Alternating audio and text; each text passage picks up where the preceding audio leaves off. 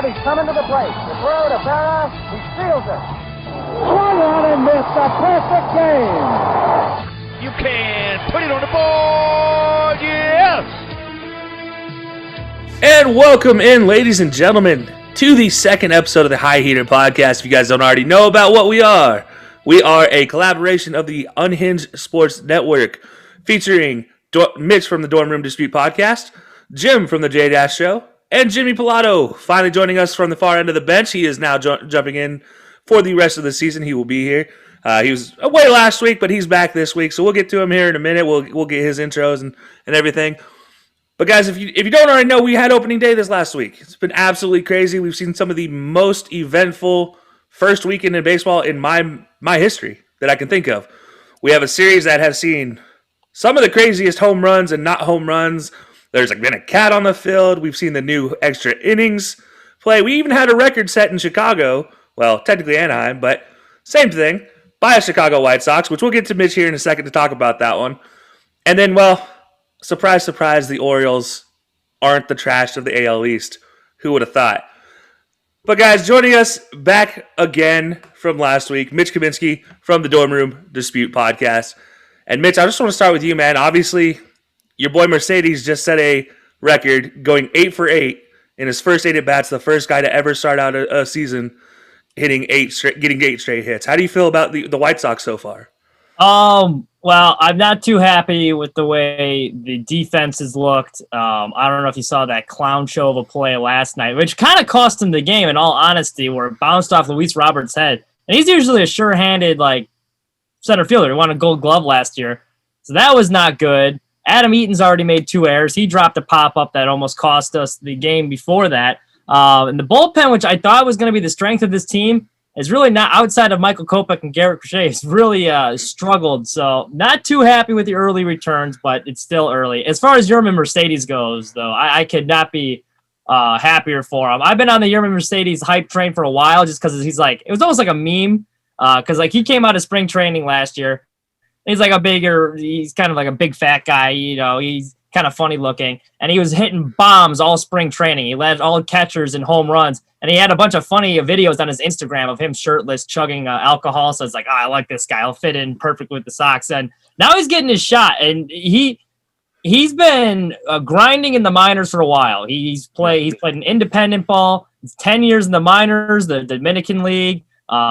He played 2 seasons in independent baseball. So it's been a long time coming for him, and I could not be happier for him. He does have a lot of talent, and that's why Tony La Russa trusts him. And it's funny, last night, he wasn't even supposed to play. La Russa put him in the lineup the first game just because he wanted to keep everyone fresh from spring training, but he was going to go back to the regular rotation at DH and catcher. And Tim Anderson's well, after that first game, you're going to have to start him again. And La Russa's yeah, I guess you're right, and it paid off. So.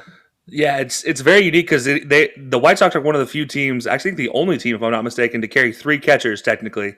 Yeah. Into the season. So Mercedes being that third catcher, ironically, even though he just DHs. Yeah, he will not be seeing much time at catcher. They actually were working him in the outfield and stuff. So he's officially a catcher on the depth chart. I'd be very surprised, though, if he sees much time at the catcher position. But you are right. It is strange carrying the 3 catchers. And Eloy's injury kind of opened the door for him. Because La Russa said before spring training, he's I don't see us carrying 3 catchers in the roster. And now you lose all that pop with Eloy Jimenez in left field, so it's kind of all hands on deck. They need some more offense, and that's why he gave him the opportunity there.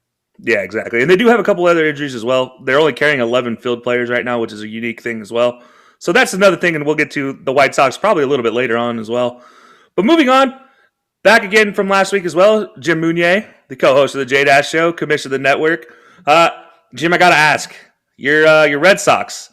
Well, first of all, let me say this. You did a fantastic job calling the Yankees-Blue Jays game. I got to give you a lot of credit on that one. I gave you a lot of heat for that because I wasn't sure if you can keep your bias in check because you are a diehard Red Sox fan, but you did a fantastic job, man. And we got to see the first extra innings game. So that was a little interesting.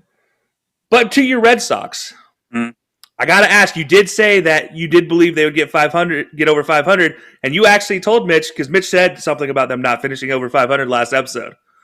And you told them, no, they'll finish over 500.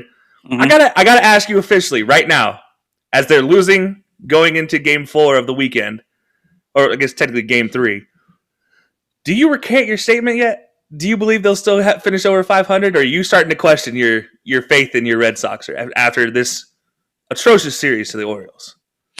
Opening weekend, it's very strange. Baseball is very strange. 2004, the Red Sox won the World Series after starting the season 2-6. So there's still a lot of work to be done, but I think right now the team that's on this field right now is not a 500 ball club. All of our big weapons are not hitting. Rafael Devers is somehow gotten worse in fielding. Can't find the bat either. And we have pitchers that can't find his freaking strike zone. So it's aggravating. But, I love the sport. At the same time, I hate the sport. And I'm currently watching the Orioles kick their ass right now. It's 10-0 in the top of the third inning, 2 outs, and bases are still loaded. So it's never ending. It's very difficult. But right now, I recant. I'll say they are flirting right now with 500, but they better win. They better find a way to win the series next week against Tampa, or it's going to get ugly very fast in Boston. Hey, Jim, do you think that they're going to hire a traffic cop for all the traffic on the base paths out in Fenway? No, they may just tell the grounds guy to turn on the irrigation. Fair enough. That'd be the only defensive play they'll have. So, yeah. Oh, goodness. And as you guys just heard, Jimmy Pilato is back with us. So we're going to have a little bit of ribbing going on between these two pretty much all season long, especially every episode. We're going to have a little bit, as Jimmy is a Yankees fan, but we'll get to him in a second. I do also want to mention Orioles-Red Sox first game postponed. So I'm not counting the Nats-Mets because that's a whole different story we're going to get to. But the first game actually postponed, so we will get our first doubleheader from postponement sometime, probably next weekend when they play again. So we'll see how that goes. Red Sox and Orioles? 2 weekends from now. They play again in 2 weeks. The Red Sox and Orioles? Yes. No, we were a 3-game series. We had a scheduled day off. That's Friday, right. They combined. Okay, that's right. They just pushed it back. And we play next weekend in Baltimore for a 4-game. There you go. That's the one I got confused. I flipped the weeks. All right. Now, joining us for the first time this season, Jimmy Pilato, co-host of Far Into the Bench. Now, Jimmy, we didn't get a chance to do your introduction yet, so this is your moment to shine. Tell the people, obviously, who you are, what you're about, and we also want to get your favorite team. I kind of let the cat out of the bag already a little bit, but go ahead and let everybody know. Yeah, like Kelcey said, co-host of the Far End of the Bench podcast, Nico and I hold the title of the Unhinged Podcast of the Year in 2020. I know I think Nico wrote that in my contract that any new show that we go on, we have to say that. So, and then I host Two for Chirping on the Unhinged Sports Network, which is the hockey show. Carlos and I, when we get around to it, we do film room review. We haven't done one since February. And then Kelcey mentioned it last week, but we both kind of head up the blogs on the unhingedsn.com website. So a lot of different things that I do for the Unhinged Sports Network. But I'm excited to be here because I played baseball pretty much all of my life, and I kind of fallen off watching it. So this was a good reason to start watching it again. And unfortunately, I don't think I'm going to get to see a World Series from the Yankees, but I might get to see a 100-loss season from the Rockies. So, hey, either way we go, Yankees or Rockies, because those are the two teams that I follow pretty heavily. I'll have some sort of history because it'll either be 28 championships or a 100-game losing season. Yeah, not a bad combination of possible events for you. I mean, unless you're hoping the Rockies don't get 100 losses, in which case, well, then I feel bad for you. If you're hoping they were going to be better than that, then I'm sorry. No, after that move with St. Louis, I think 100.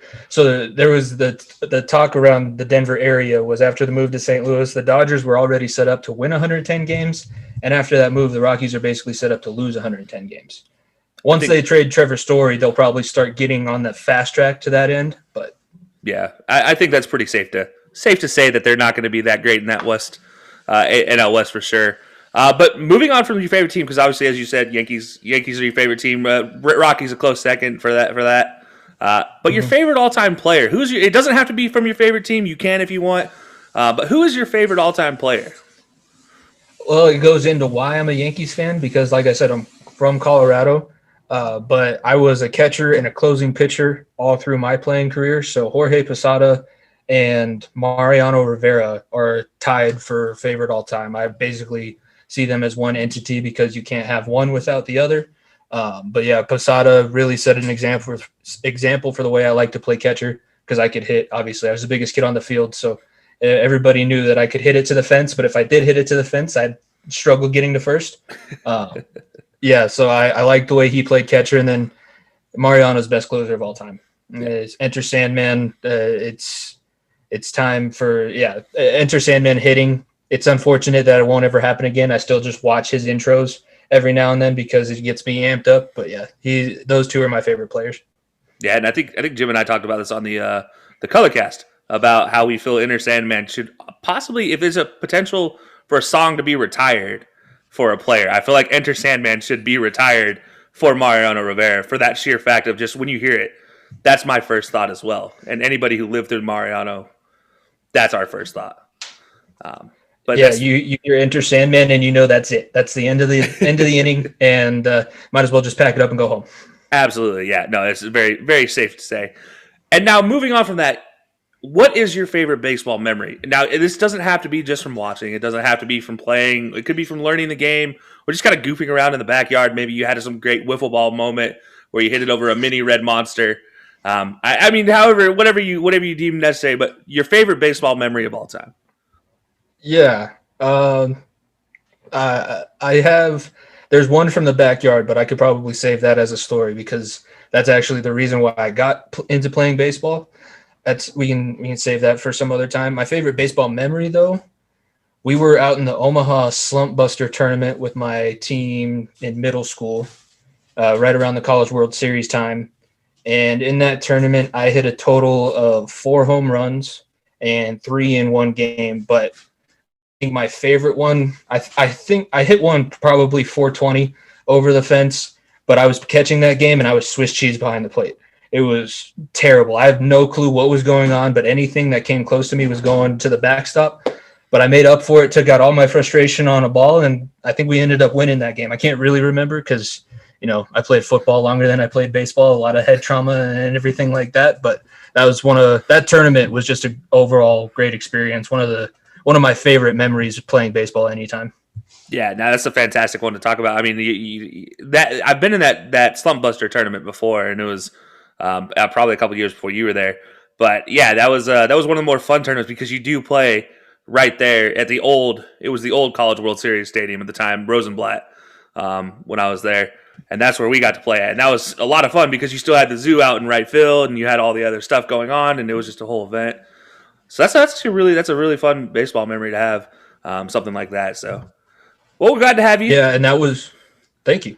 No, yeah. We ended up spending some time in Iowa, and because that year they had the tournament in like Iowa and in Omaha and all the different neighboring states because it was the flood season. There's a monsoon going on in Nebraska that year, so we had to kind of farm ourselves out. So I've been all over the Midwest, lots of cornfields.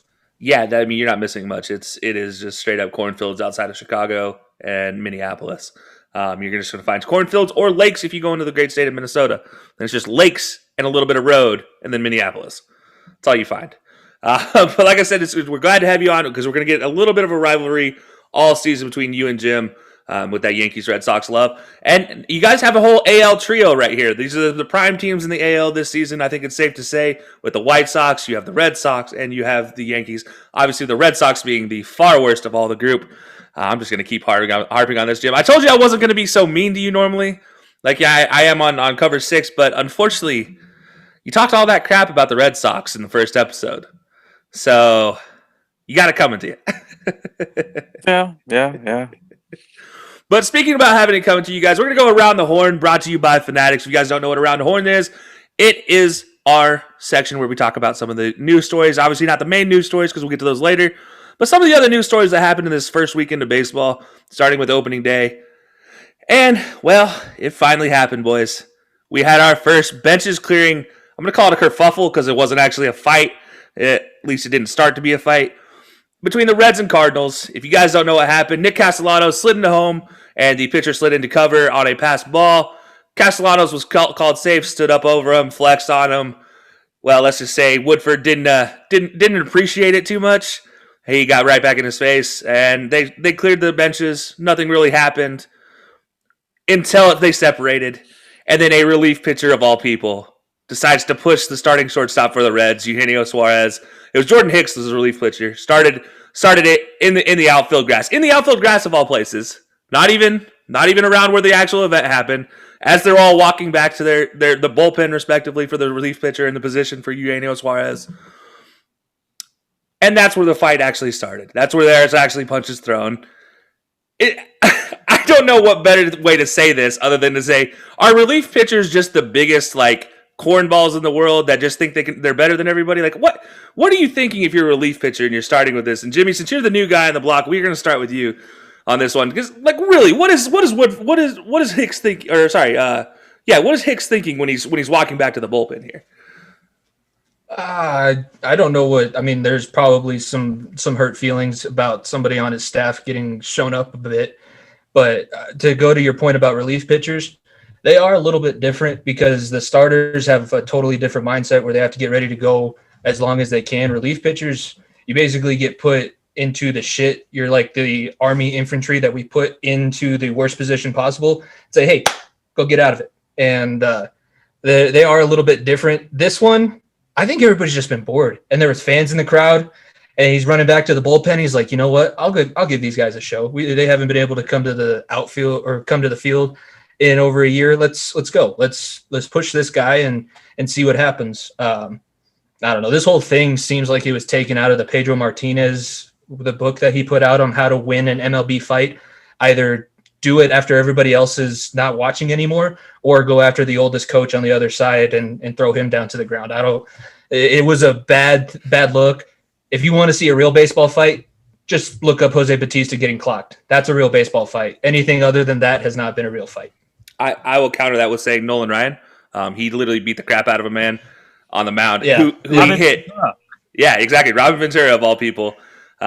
So yeah, very, very. That one also I'd say is a real fight as well. The Strickland on Harper too, where he just where Harper missed the helmet throw and then Strickland was like, yeah, that.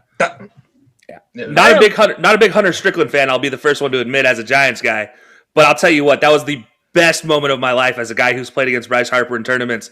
To see Bryce Harper just get beamed and then get punched in the face, I was like, oh, yes, thank you. Did he hit him with that one? I thought he missed him. He just threw at him, and then Harper got. He completely missed him. Yeah, but I mean, let's be honest. Hunter Strickland talks a lot of crap, so. I kind of wish Hunter Strickland got punched in the face as well, because that would have been the best case scenario for both situations. But no, but Mitch, we talked about relievers. Obviously, you talked about one of your kind of token favorite players being a closer, and how we talked about how closers and relief pitchers in general just kind of have that weird mindset, and they're a different breed. Is this another situation where it's just a different breed of guy just trying to get something going? Probably. I mean, they're just trying to feel useful. I mean, they sit in the bullpen dicking around all day. They just run in for their exercise in these fights usually. So I think they just wanted to feel involved. I actually think my big takeaway from the fight was Yadier Molina is a bitch. He's in the old man stage of his career where he's always starting stuff. Every time there's some sort of fight or something, he's always in the middle of it. He was starting stuff last year. And it's just, I think he's in that point of his career where he's just pissed off all the time. It did not surprise me at all when it was like, Yadier Molina was in the middle of another incident. That was my big takeaway from it. Yeah, and it's funny you mentioned Yachty, because this actually all kicked off when Castellanos was hit by Woodford. The Reds were already up 6-2 at the time, and he beat Woodford right in the rib cage. 92 mile per hour slider that didn't move, hit him right in the rib cage. And Castellanos didn't like it too much. He chatted with Yachty. Yachty said that, yeah, it was an accident. Of course it's an accident. What are you talking about? We all know that type of conversation that would happen between a catcher and a hitter right there. It was probably something along the lines of, nah, man, I don't know what happened at all. I didn't give you the middle finger signal at all. Yeah, don't dig in next time. The next one might be coming at your head. Yeah, and then Castellanos, being the guy that he is, talk about an ego, picked the ball up and literally tried to hand it back to the pitcher like, hey, you want this back? I got a present for you. Yeah. So, that's how this all kicked off. And, of course, as you mentioned, Yachty's in the middle of it. It was a shame that Castellanos got ejected, too. Because, I think, and I can see why the pitcher was upset, because he's flexing on him after he just scored. He just gave up a run. He threw a horrible pitch. So I get why it was bad. But like that emotion and stuff like that, that's what the game needs. You need more of that. That was like, it was fun. It was a fun moment. And then he gets thrown out. It was like, come on, what are we doing here?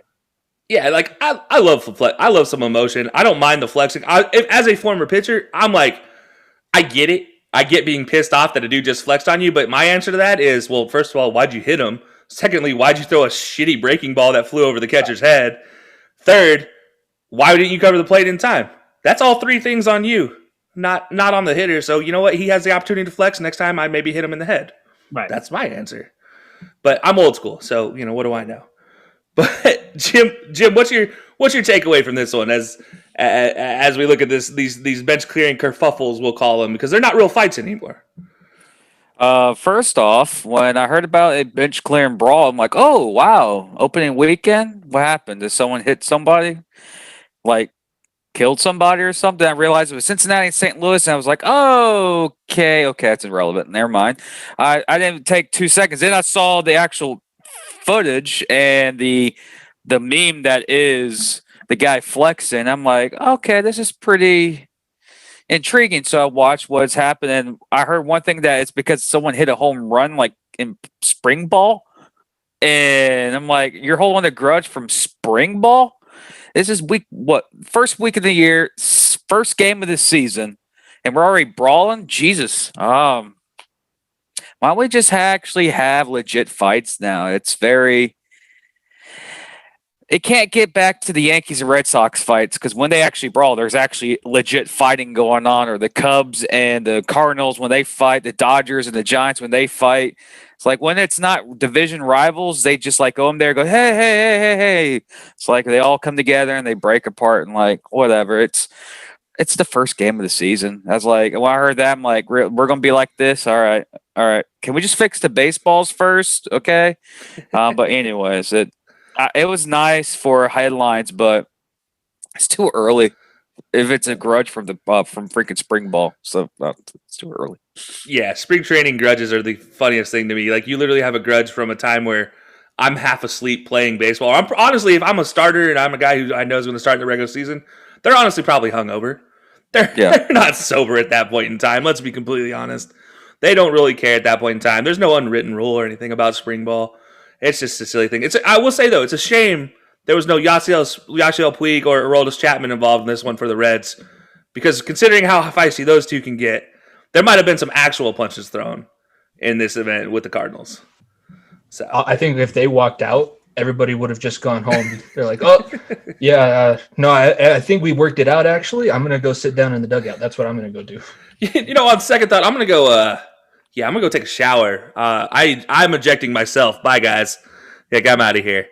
But as you mentioned, the baseballs are an issue with a lot of people, whether they're too dead, they're too active, somewhere in between.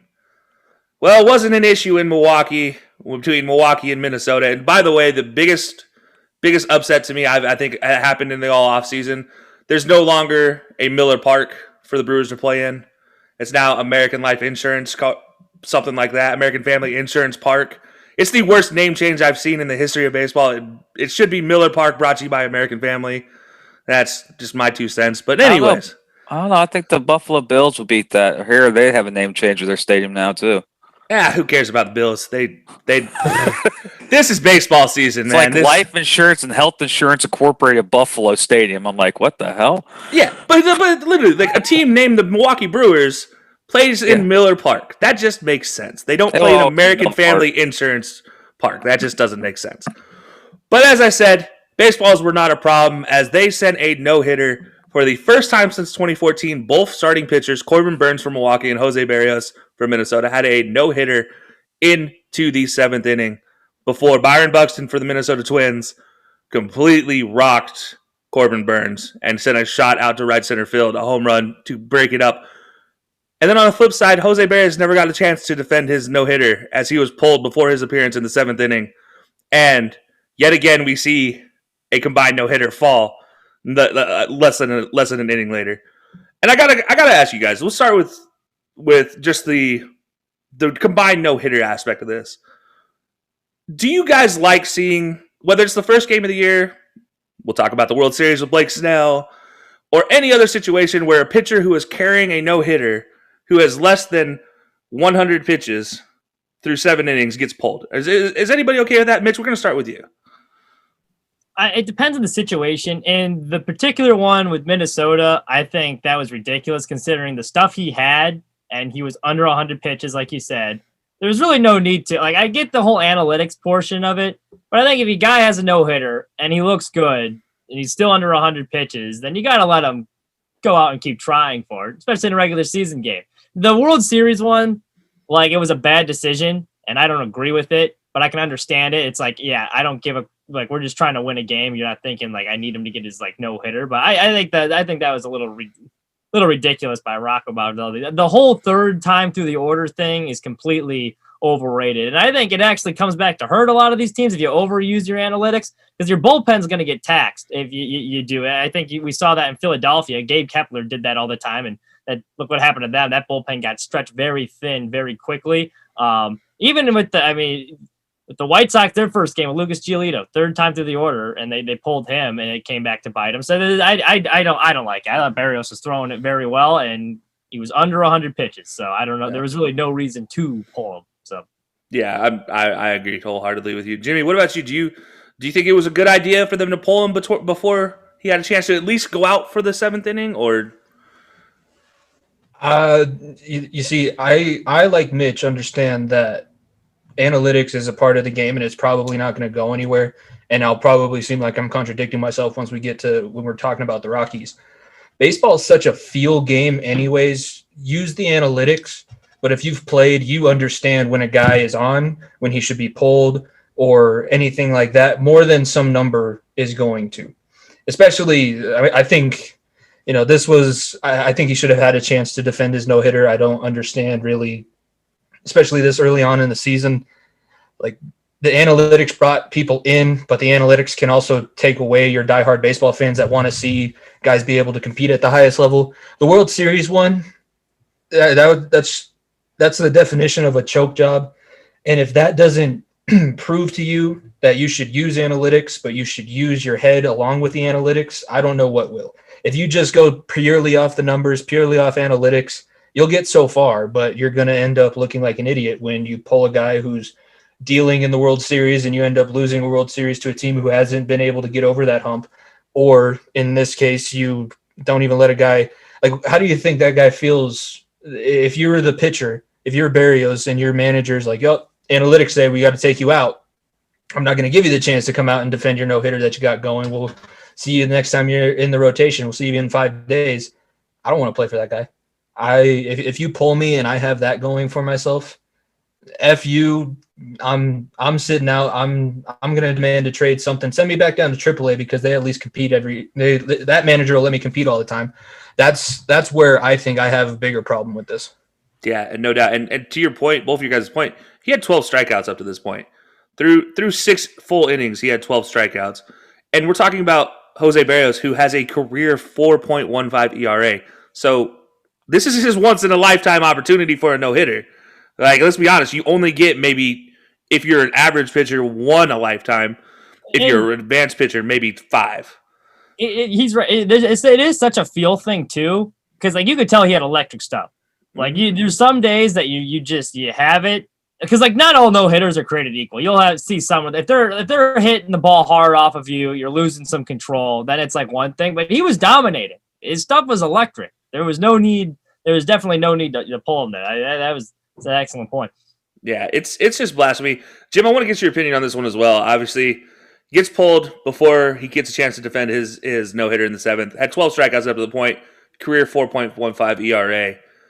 If you're Jose Barrios, as Jimmy mentioned, how do you feel coming into your next start? Your coach just pulled you when you're having quite literally his best game of his career. I mean, how do you feel going into your next start if you're Jose Barrios? Do you feel good because of what you did, or do you feel like crap because you got pulled before having a chance to finish it, really? I think you feel good that you get your groove, but you'll feel like crap like you got something taken away from you. You have a chance to have a no-hitter on your record. And usually when only selected few pitchers even get to that stance, and in this game you had both guys in the 7th inning just dealing. And when I saw the Barrios news on Twitter the other day. I was like, okay, did Kevin Cash all of a sudden go coach the Milwaukee Brewers? Get that Blake Snell strategy? I feel bad, but if I was a pitcher, if I was Barrios like he did, that's still a great performance no matter what. Yeah, that carries over to your next game. But yeah, it stinks that you won't get a no hitter, and you always want a no hitter. But it's this today's day and age of baseball. It's all analytical. It's all about strategy. It's not about if you go out there and throw your arm dead. But hey, it's the time in baseball is now. I think managers, in my opinion, and GMs look into the analytics way too much in any game they coach or they play, and just let the players play. And when the analytics start getting involved, that's when you get some questionable decisions. We saw that in the World Series last year, and we saw this weekend. Yeah, absolutely. And now one thing I do want to bring up about this, because it's literally the perfect timing considering we had this conversation about the new rules last week. If this is a doubleheader, a 7-inning game, do you think this changes things? Because he's already there. We'll start with Corbin Burns. Corbin Burns is in the 7th inning, in the last inning of this game, still dealing a no-hitter. And then Barrios on the other side sees that no-hitter go. You're up 1 run, and you're dealing a no-hitter into the 7th inning. You have a chance just 3 outs away from getting a no-hitter. Does the mentality, do you think, change if this was a doubleheader game? And Jim, we'll start with you. Does the mentality change if this was a doubleheader? Yes, because it's a 7 innings. Like we discussed last week, do perfect games and no hitters count for 7-inning games like they do for the 9-inning games? And if this was a doubleheader and this was either the first or the second game, yeah, I think he keeps them in there no matter what. You want to keep that 1-0 lead or chance to get a no hitter. That's with the new rules. That's why I don't like, but at the same time, if you got to take the advantage if it's presented to you. Yeah, absolutely. Jimmy, I want to start with you because you didn't have a chance to talk about the new rules last week with us. What would your opinion be if you were in that position and this were a doubleheader game? Would you also say, yeah, okay, you get to go out no matter what? Or if you were the manager, you just saw your team take the lead in the top half of the inning, would you still pull him and bring in your closer at that situation to try to get the win? Or would you let Barrios go out and give him his chance? I would.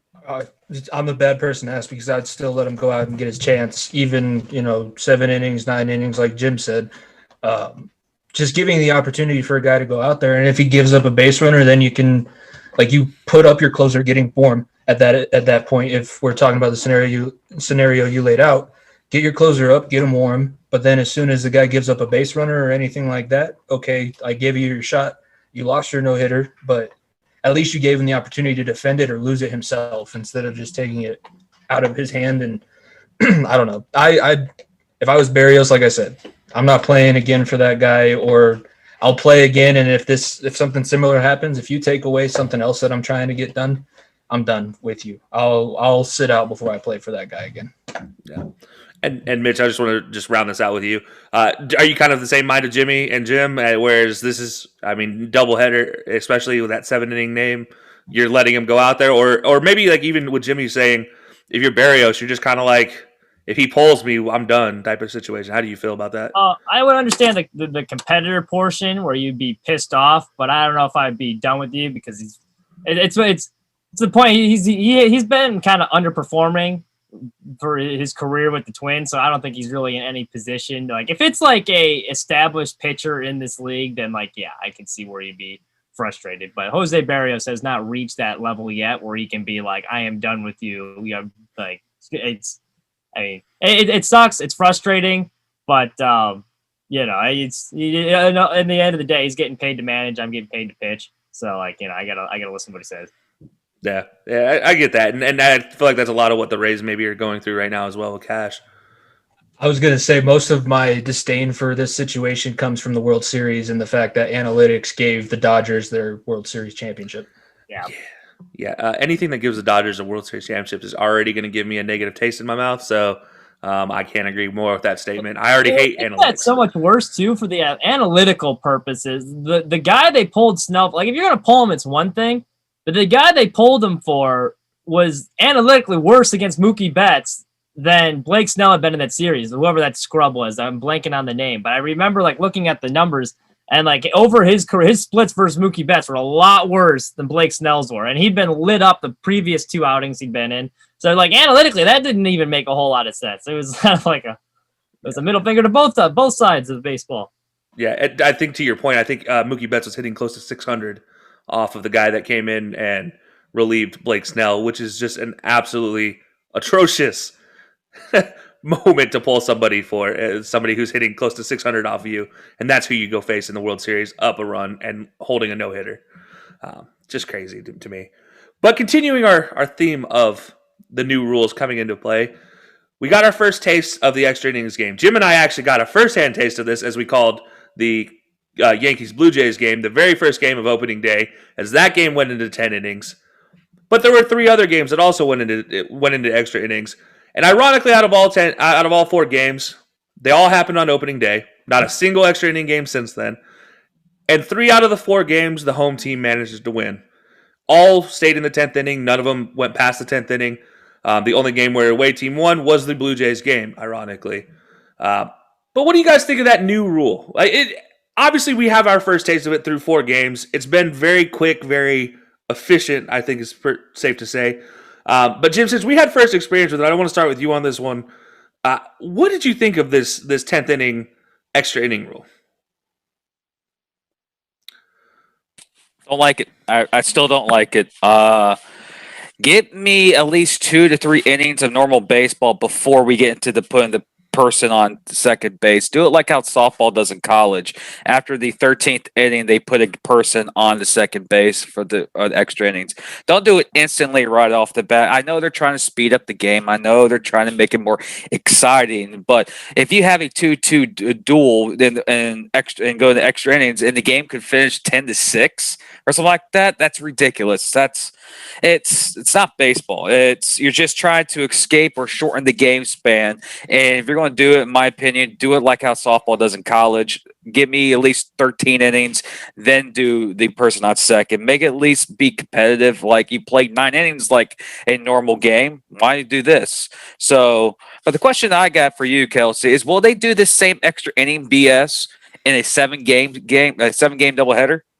Or will they continue the regular game until 9 innings, then do the extra inning? That's what they're assuming, I guess, is going to happen. As we know, they haven't mentioned anything about the actual playoff format, so we don't know for sure. But yeah, I'm assuming it's safe to say this is a major rule change for all of Major League Baseball, which includes the playoffs. So to your point, yeah, that'll be a very interesting thing to see in the playoffs. Now, Mitch, I want to take it to you on this one. What were your thoughts seeing these extra inning games throughout the first opening day? It's kind of exciting right off the bat because you have the guy on second in scoring positions, so they're automatically in a jam, and there's some strategy with it. I just think it's kind of like a gimmick. It's like the shootout in hockey. Like, yeah, it's kind of fun, but I would never want to see a playoff game or something important decided by a shootout. So, like, if the rule continues to the playoffs, then I'm going to have a bigger problem with it. I mean, for now in the regular season, it's whatever.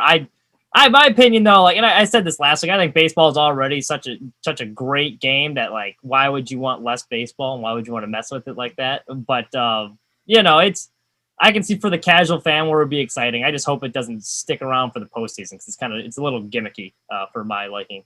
Yeah, no doubt. And now, Jimmy, you actually had a horse in this race, if you will, as you are a Yankees fan. And I do also actually want to pose a second question to you on this one, because not only do I want to get your opinion on the extra innings, but the Yankees had a lot of great chances in this game to take a lead, considering we'll talk about the 8th inning alone, first and third, and they still blow it. And they're unable to score. And so that's one alone. And then they couldn't score again in their bottom half of the 10th inning to take advantage. So do you think this is right for teams who have all the opportunities throughout the game and they still end up losing it because they blew all their other opportunities in the regular portion of the game? Or, what's your thoughts on this whole thing?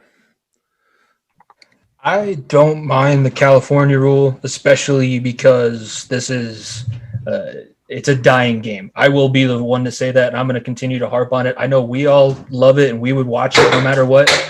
Baseball is probably the fourth of the four major sports in the United States. There's just the way that they've handled their social media. Their commissioner is tanking a game himself. That's basically what he's doing. Nobody's going to pay to watch baseball highlights. Put it up on social media so that you can get more people to tune into the game's exciting moments. So I think that they had to try something. To Mitch's point, in the playoffs, I think it would be interesting to see how this would, because this is going to affect it. It's already affecting stuff. You have the opportunity. You have such a good opportunity as the home team with this rule. There's way too much of an advantage to have it in the playoffs. So I'm not sure what they're going to do. But I think with a team like the Yankees, if they can't, we saw it in the eighth inning, they can't win small ball anyways, and that's basically what the California rule lends itself to. If you're a team that can play small ball, you're at an advantage there. I don't think that it should be changed just because some teams are inept at doing that. If some teams in the league are, if they can't hit a home run, they're not going to score runs, and the Yankees happen to be one of them.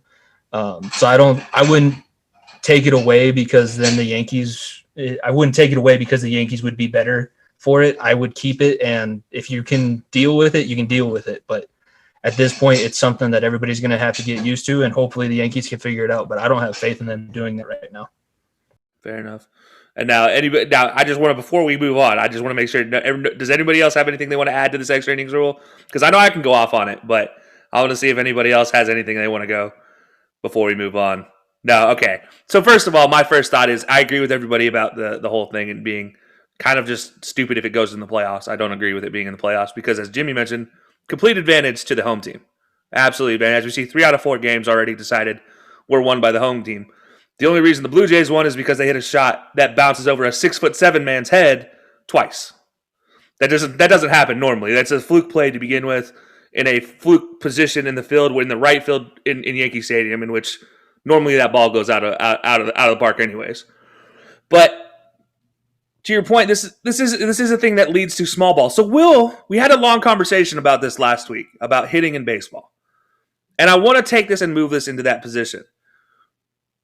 Do we see that if this does continue in the extra innings and we do see it in the playoffs, do we see teams maybe form themselves into more of a small ball capable unit in the playoff stretch? Whereas we have a team like the Yankees, as you mentioned, Jimmy, that are big hitters. The Dodgers, big hitters. Padres, big hitters. But there's teams out there like the Rays, like the Marlins, who are small ball type of caliber teams. Do we see those teams having a little more success if they can make it into an extra inning with this rule? And Mitch, I want to start with you. Yeah, I could easily see it because a lot of it is about situational hitting, like we talked about. And so if you're not relying on the home run, you're probably a little bit better if, like, all of a sudden an outside pitch and trying to pull it over the fence, you drive it to right field, which helps a lot. And I think the dead in baseballs, it'll be interesting to see how that affects things too. If the long ball is going to be as prominent this year. I think there's enough good hitters where, like, you'll still see plenty of home runs, but it should definitely go down from what we've seen. So I think it definitely provides an advantage to these teams that play small ball. And you see it all the time, especially from watching the first 3 games of this White Sox series. If you put a ball in play, genuinely good things happen. And if you're a home run hitting team, it's usually you're either hitting a home run or you're striking out. Balls in play help because you're putting pressure on a defense, and when you do that, sometimes good things can happen. The Angels have proven so far these first 3 games this season. Yeah, definitely. I mean, they've gotten a couple fluke bounces off the head and some other crazy situations. But Jimmy, to your point about the Yankees being a big hitting team, I mean, if this were to move into extra innings, do you see the Yankees trying to adapt, Aaron Boone to adapt maybe a play style that could be conducive to pull out in an extra innings type of ball game? I would think that they would have to. And I know nobody's going to cry about the Yankees having to figure out how to reshape their lineup because we all make the joke, any big deal that signed any other team 3 or 4 years into the contract is going to end up a Yankee or a Dodger because they have the money to front it. But I think that they would have to at least start.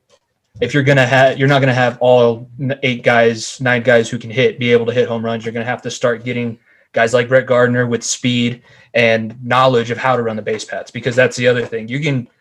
The California rule is great, but if you don't understand base running, it's not even that much of an advantage to have a guy on second. If the guy on second doesn't know strategically how to get from there to home plate, it's not going to matter. But I think, the fielding aspect adds a lot to it too, because a lot of these teams that hit home runs are terrible in the field. And that's what we saw with New York. That's why they lost the overtime or the extra innings rule. So I think that there's going to have to be some shift if this continues. If the rule continues, that's what it's going to be. But once if this is a 1-year trial and then it goes back to the way it was, I'm not expecting to see huge shifts early on. It's going to have to be like 2 or 3 years. Okay, this is going to be a thing from now on. Let's go ahead and try and figure out how to shape this lineup a little bit better. Yeah, definitely. And now, Jim, I do want to ask you kind of an expansion on this question. If this rule were to continue, as Jimmy mentioned, for 3+ years and it becomes a permanent staple in baseball, do we see guys like the old school 5-tool players, the Tony Gwynns of their era? Not saying everybody can be Tony Gwynn, but that type of a player who is able to go both ways, who has a fantastic glove, who is a guy who knows his role and is able to do everything and not just hit for power or strike out. Do we see those type of players get drafted more and more often in the top of the draft going forward? And do we see them progress further in minor league baseball than what we do now? Because there's guys in minor league that can do all these things, but they don't hit for a high average. They don't hit for a high number of home runs. They don't have a high analytical standpoint. They have a high wins above replacement, but that's the only analytic they could possibly win because of the way they play. Do we see those guys make a reappearance in the game and become a bigger part of the game? Yeah, I do, because if we're going to keep this extra innings, you want guys to get the ball and play, adds pressure on defense. Basically, you're going to see a lot of Dustin Pedroias coming back into the fold. The guys who, can hit the ball opposite field. The one thing I've noticed so far, especially with the Baltimore series, is every batter in Baltimore hits opposite field. They don't have big names, but they're getting doubles, hitting the ball down opposite field, being the freaking what do you call it, shifts. But what Major League Baseball and what teams are going to try and find, and it's like what they do all the time right now. They try and find the next Derek Jeter, who has some power, who's a great defender, but is a singles doubles machine, or Zuki. What's the guy's name that currently is in Seattle? Forgot his name. Not Suzuki. He just hit a home run 2 nights ago. He led his team in doubles and singles, and he has I think it's Lewis. He only had like 6 home runs last year, but he led the AL in doubles. I think it's Seattle. Rookie of the year. Yeah, he was Rookie of the Year last year. That's what I think baseball is going to be going towards if the extra inning rule's in effect. Now they're not going to shy away from the big home run hitters. You're not going to shy away from an Aaron Judge if he's out there. You're going to try and get him in the system, but I do see you're going to see a lot more teams get small ball if this becomes not just this year, but in future years, because as what Jimmy said, home field advantage to the home team during these extra inning rules, because you just need a little single and the game's over. So. And I feel like a big part of that could actually come into play is that 40-man roster, the September call-ups and the 40-man roster. You might see a couple of playoff teams taking advantage of that and bringing in some of the guys from their minor league that can do those type of things, and maybe they play a bigger part in their playoff roster down the stretch. Because we've seen a lot of cases. I'll take the Giants, for example, who their biggest star, quote-unquote, in their World Series years mostly didn't play in their title runs. I mean, they just didn't select him for the roster, and that's just because they couldn't bring enough to the table to actually help him. So maybe that's something we see going forward. Maybe this weird extra inning rule turns out to be a positive for the game down the road. We'll see. But that is something to think about doing down the road. But we're going to turn the corner here. We're going to go to the what in the world section. And if you guys don't know what we're about to do, this is the bizarre moments that we've seen so far. And we are seeing one of the craziest series I can even remember in my history of watching baseball right now in Denver between the Rockies and Dodgers. And if you guys don't know what happened, we'll start with game 1. Cody Bellinger hits a absolute bomb. But Justin Turner, who was on base at the time, thought the ball was caught and ran back to first base. And the umpires call him out. And so he hits a home run, gets credited for an RBI single. But he doesn't actually get it's a 1-run instead of a 2-run home run. Very, very weird. Then fast forward to Friday, Trevor Bauer doesn't give up a hit through 6 innings. And then the Rockies in the 7th inning set a franchise record for most home runs in an inning with 4 home runs in the 7th. But not to be outdone, then, we have the moment dubbed the Coors Cat getting on the field, and that just fiasco. And then again, not to be outdone, this series continues to get weird. And a home run that should be hit, what counts as the first home run of the Dodgers season, turns out to be an inside the park home run that bounced off the glove of the outfielder that was already going out of the park. So this whole thing is just getting crazier and crazier day after day. And by the way, the Dodgers just happened to have won 2 out of the 3 games. They haven't even been able to handle the 110 loss Rockies prediction, as we've all expected the Dodgers to turn out. They're not even topping the NL West. So if we look at this series, guys, what is everybody's take on this? And Jimmy, since you are the Rockies follower, we're going to start with you on this one, because this has just been a nutty series, I feel like. Yeah, I was going to say you should throw in the fact that the Rockies won the first game of the series as another crazy thing that happened that we weren't expecting.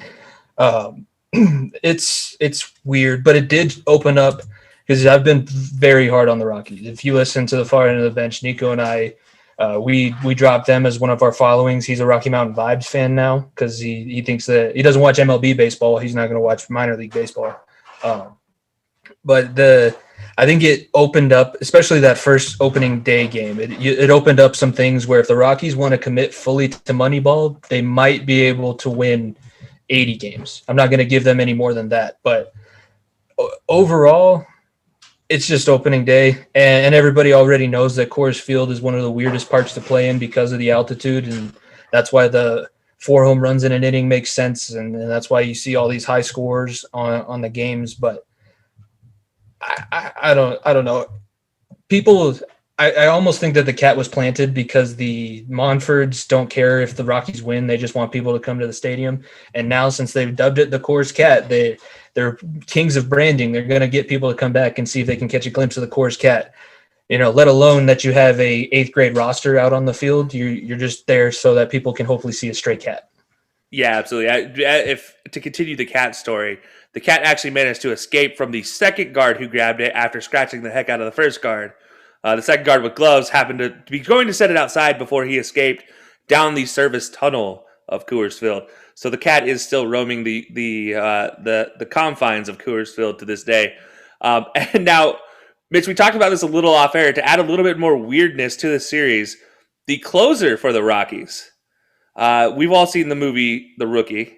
The closer for the Rockies is quite essentially the embodiment of the Rookie. I mean, this is just absolutely crazy. What do you think about all this going on? Yeah, well, that series just shows why you play the games, because on paper you would think it'll be a blowout. It is basically, like Jimmy said, a little league team going out there on paper. It's not a whole lot to that roster. But opening day, in the Vegas odds, they said 19% of tickets were on the Rockies. Everything else was on the Dodgers winning that game. And what do you know? They came out and pulled off the mini upset. So that was fun to see. And then the game 2 as well. Trevor Bauer had the no-hitter going through 6, and then ended up giving up 4 runs. So that warmed my heart to see, because I don't like Trevor Bauer all that much. But yeah, I mean, for the Rockies, you kind of. It's just going to be, for them, it's going to be a long season. If they want to get fans in, it's just going to be about the marketing the cat and their feel-good stories with the closer. I believe his name is Daniel Bard, I want to say. Yeah, Daniel Bard. Used to be a mental health coach for teams, and they were like, hey, the guy's kind of got an arm, and now he's closing out games for the Rockies. So good feel-good story there. But otherwise, there's really not a whole lot to talk about positively in Colorado these days as far as the baseball is concerned. So it's nice that they made a couple of headlines, I guess, opening weekend, because they should enjoy it. It's not going to last very long. Yeah, no, definitely. And speaking of headlines, like I said, the first home run for the Dodgers was an inside the park home run, and Jim McKinstry, who's the rookie who happened to hit the inside the park home run, had a chance for his first actual home run before Tapia, the outfielder, was attempted to bring it back over the wall in a very Jose Canseco-esque manner. Except for it didn't bounce off his head. It instead bounced from his glove back into the field of play. How do you think this rookie feels? I mean, he comes in here. He has his first jack of the season in Coors Field. It's perfect. It's all set up. And it gets brought back. And all of a sudden, you have to sprint your ass around the bases. and try to score. And you end up with an inside the park home run, something very few players have ever done for their first career home run, mind you. So how do you feel? How do you feel if you're McKinstry after this one? Do you think he has a little bit of luck in his eyes, or is this just one of those things that he's just going to write off as being baseball? I think baseball being baseball, honestly. That's the game. You can, like, I literally watched here in Boston game a couple days ago. JD Martinez hit a ball with 145 mile an hour exit velocity, whatever, and it was just a pop up to center field. It's just the game is odd. It punishes you and it rewards you. It rewards people with mistake hits and punishes people with god awful hits. And it's just, it's a weird game. In his case, first game, Coors Field, rookie opportunity. Yeah, it's baseball. It's baseball, guys. And not today. Good going, kid, but not today. Yeah, and he joins, by the way, 18 players total who have managed to be the first home run being an inside the park home run. So it's still a good achievement, but still. Yeah, very unique. But you'd rather have it go over the wall, except for running your ass around 4 bases to get to home play. So yeah. If he couldn't put it over the wall in Coors Field, he doesn't deserve to have the home run over the fence. Spoken like a true Rockies follower there. If it doesn't fly out in Coors, it won't fly out anywhere. Everything goes out in Coors. Just like Yankee Stadium right field, everything that gets hit in the air goes out, and he couldn't get it far enough over the stands. Come on. Put it in the rocks. Everybody can put it in the rocks. Yeah, absolutely. Pop up right field. Home run. What? Yeah, no, I messaged you guys watching that Yankees game. Sorry to cut you off, Kelcey, but they shouldn't count distance to right field because the Blue Jays home run, and I was a little bit salty that they hit the home run anyways, went like 450 feet or something like that. I was like, that doesn't count. It doesn't count. That was exactly what I was going to say. Is during our color cast, Jimmy actually sent us a message about Yankee Stadium saying that they shouldn't count that because you looked at Gary Sanchez's, which was an absolute. You knew it was gone. It flew into the very third row of that left field seats, and it was only like 405, which is still a long home run by its own means. The home run hit by the Blue Jays by Tesker Hernandez, that was like 440, and yeah, it only went like 6 more rows deep. So, what do you know about distances in Yankee Stadium nowadays? But just some unique things to look at that we've seen so far this opening weekend. That was very interesting to look at this entire Dodgers-Rockies series and just what we can expect for this entire NL West going forward, because even the Rockies can't lose them all. So with that, guys, we're going to head to break. We will be right back as we hear from a couple of messages from our network sponsors. What's up, everybody? It's Kelcey from the High Low Sports Podcast. If you missed the brand new news, we have partnered with Fanatics.com. So if you're in the market for a brand new t-shirt, brand new hoodie, brand new jersey, no matter the team, no matter the player, no matter the sport, Fanatics.com is your place to stop. Not only does this help support our podcast, but it helps support the entire Unhinged Sports Network. Check the link in our bio or go to unhingedsn.com. I'll be having DJ in the High Low Sports Podcast. See ya.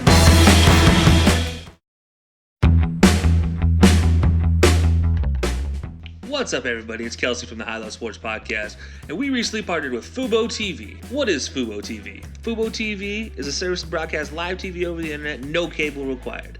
Watch your favorite teams, network shows, news, and movies on over 100 plus channels. You get channels like CBS, NBC, ABC, Fox. You can watch all the games. So go ahead, click that link in our bio, and get started on your 7-day free trial. And stay tuned to some more great programming right here on the Unhinged Sports Network. And welcome back, everybody. As you just heard from Fanatics and Fubo TV, our network sponsors. If you guys haven't checked them out already, it is in all of our bios. Just click on our bios. You find the links to both Fanatics and Fubo TV. You can head over to ours over at High Low, and it's just a Linktree link. Same with Far End of the Bench. Dorm Room, I know you guys have the links, or you guys tweeted out about the links before. And Jim, I know you guys as well. So you guys can find it on all of our pages and the network page as well. Or head over to unhingedsn.com, and you can just click on the partners page, and they're both right there. And it'll take you right to the pages. So be sure to check that out. And by the way, if you guys haven't bought your jerseys already, get to it. I mean, come on. It's the brand new season. You gotta get a new Lucky jersey, because last year Lucky jerseys didn't count. That was the perfect time to buy your Mercedes jersey while the stock is high. 8 for 8. Exactly. Yeah, Yerman Mercedes is an absolute stud. And like I said, we will probably get to him a little bit later. But we have some major events that happened in Major League Baseball this week that were announced. And to play off a little bit of what Jimmy said earlier about Major League Baseball and their management and just being all around pretty terrible and old school and being a possible dying game, for the first time in MLB history, they've decided to make a move that impacts society in a different way. They've actually decided to pull something that provides money to an area and move it because of something they found unjust, or many deem unjust. As recently, Georgia lawmakers have passed voting laws that many deem to be very restrictive. So the MLB, which the game was supposed to be held at Truist Park this year, has pulled both the All-Star Game and the draft from the Atlanta area. They still will be following through with all their charitable donations and charitable plans for the areas and for the low-income areas that they planned on. However, the game and draft of itself will be moved to an undecided location as of now. So they will no longer be in Atlanta. And as I said, MLB has long since been a very conservative organization who doesn't really get involved in a lot of things. Unlike the NBA, unlike the NFL, the MLB has always kind of stayed really behind on a lot of these situations. But very ironically, considering this is the year that Hank Aaron was going to be celebrated at the All-Star Game, he still will be celebrated at the All-Star Game. MLB pulled something to help promote equality in the U.S. Now the question becomes, for MLB, as Jimmy mentioned, a potentially dying sport, is this a good move or is this damaging for the sport going ahead? And Jimmy, since you did talk about this a little bit earlier, I do want to start with you just because you did mention that this potentially is a dying game. So what are your thoughts on this entire All-Star draft saga? I'll say the reason that I call it a dying game is the best way that I heard it put was that nobody becomes a baseball fan anymore. You either grow up one or you just never really care about it all that much. You have people that, I'm proof that you can become a basketball fan later and everything like that. So that's where I start with it. It's interesting because I saw this on Twitter earlier this week and was kind of, it was for all the political and all that other crap that we saw for so long in the past year, it was interesting to have this be the thing that popped up again. I do think that it's a smart move because if we do want to say that this, like the equality and everything as a country is what we should be doing, a lot of people pay attention to athletes and sports leagues in general. And if that's something that they can't tolerate, maybe other people might start following suit and everything like that.